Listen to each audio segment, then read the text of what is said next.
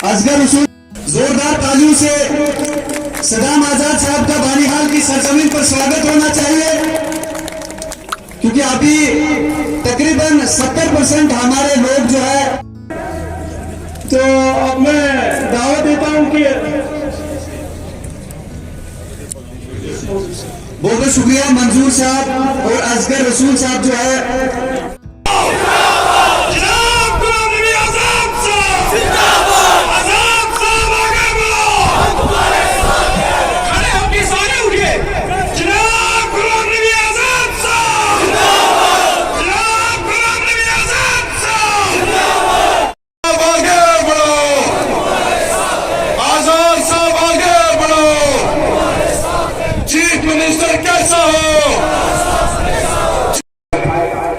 मेरे ये साथी लीडर यहाँ बैठे,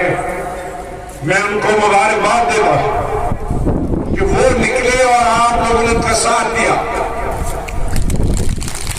तो रुक गया। लेकिन जब भी इस रियासत को, जब भी हमारी आवाम को जरूरत पड़ेगी किसी भी कुर्बानी की, और इस कुर्बानी में मुझे बहुत सारे लोग कहते थे, यहीं के कुछ लोगों ने, इसी शहर के कुछ नासमझ लोगों ने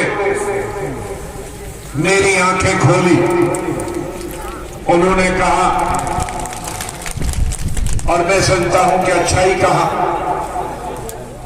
लेकिन उन्होंने अपने लिए मुसीबत लाई, बहुत बड़ी मुसीबत लाई। मैं अपने साथियों को हमेशा कहते कि बदले की कोई भावना नहीं रहा। मैंने जिंदगी में, मैं 5 मिनट में खत्म करने वाला हूं, आप अपनी आराम से। बहुत सारे लोगों को जो चिनाब वैली आमतौर पर और बानहाल की पहाड़ियों के पीछे, हर पहाड़ी के पीछे एक और बानहाल नजर आता। मुझे एहसास कितना दूर दराज इलाका है,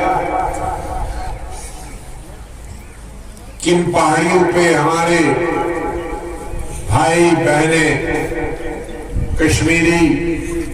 गुजर भाई, हमारे हिंदू भाई जिंदगी बसर करते हैं। इसलिए मेरा सर झुक जाता है आप सबके सामने, जो सुबह 4 बजे से 5 बजे से अपने घरों से यहां पहुंचे, और रास्ते में जितनी रुकावटें हमारे हरीफ डाल सकते उन्होंने डाली, लेकिन आपने उन तमाम तूफानों का, आंधी का मुकाबला करके यहां पहुंच गए। आपका खुशामदीद भी, आपको मुबारक भी, और खास तौर से आज के इस नवरोज के मुबारक दिन पर मैं आपको सबको खुशामदीद कहता हूं। ये 3 दिन, आज, कल और परसों, हमारे मुल्क के लिए, हमारी इंसानियत के लिए, हमारी रियासत के लिए ऐसे दिन हैं जिनका नाम हम बड़ी इज्जत से लेते हैं। आज नवरोज है, कल हमारे हिंदू भाइयों का, बहनों का नवरात्र है, और परसों पूरे आलमे इस्लाम, जहां भी दुनिया में मुसलमान हैं, उनके लिए रमजान का मुबारक महीना शुरू हो रहा है। कश्मीर में मेरी जिंदगी में मैंने इतना बड़ा जलसा कभी नहीं देखा। जब शेर कश्मीर शेख महमूद अब्दुल्ला साहब जलसा करते थे, उस वक्त कैसा जलसा कभी होता था, और उसके बाद आज ये बानहाल में जो जलसा हुआ, और जो हिस्टोरिकल स्पीच आजाद साहब की हुई,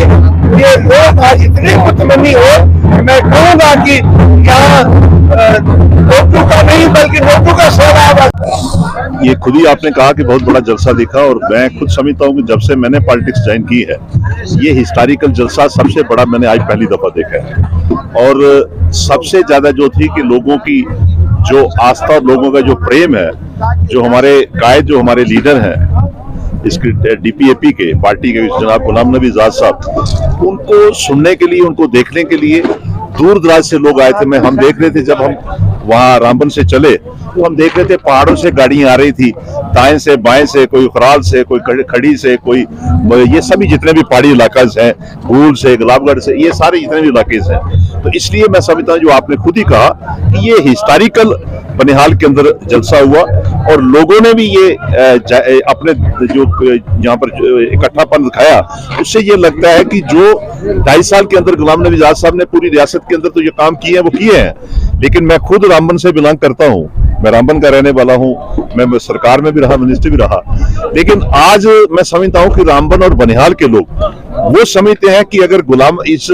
रामबन और बनिहाल को कहीं बाहर निकाला है, और हम समझते हैं कि यहाँ रामबन से चलते थे तो पत्नी टॉप तक हमारा लास्ट बाउंड्री पड़ती है, या फिर उस तरफ जब पुरानी डिस्ट्रिक्ट थी डोडा की, तो उस तरफ अगर आप डोडा की तरफ चले जाए ना आपको लेफ्ट साइड पे कोई रोड मिलती थी ना राइट साइड पे, एक ही हाईवे था। और मैं समझता हूँ कि जो उनके आजाद साहब ने अपने टाइम पे रामबन और बनिहाल वालों को, जबकि वहां के विधायक यहाँ पर उस वक्त यहाँ पर इलेक्टेड कोई बनिहाल का या रामबन का एमएलए नहीं था आजाद साहब के साथ, उस वक्त आजाद साहब जब चीफ मिनिस्टर थे 2002 और 2008 के बीच में, तो यहाँ से कोई एमएलए नहीं था आजाद साहब की पार्टी का। लेकिन आज आजाद साहब के लोग समझते हैं कि जो आजाद साहब की कंट्रीब्यूशन है, चाहे वो डिस्ट्रिक्ट हो, चाहे कॉलेज हो, चाहे जो बाकी चीजें हो, और आज आगे भी ये समझते हैं कि गुलाम नबी आजाद साहब रियासत के जब चीफ मिनिस्टर बनेंगे सबसे पहले वो बनिहाल और रामबन की तरफ उनकी नजर होगी। उस नजरिए से ये लोगों का जो आपने जमगढ़ देखा, जो लोगों का सैलाब देखा,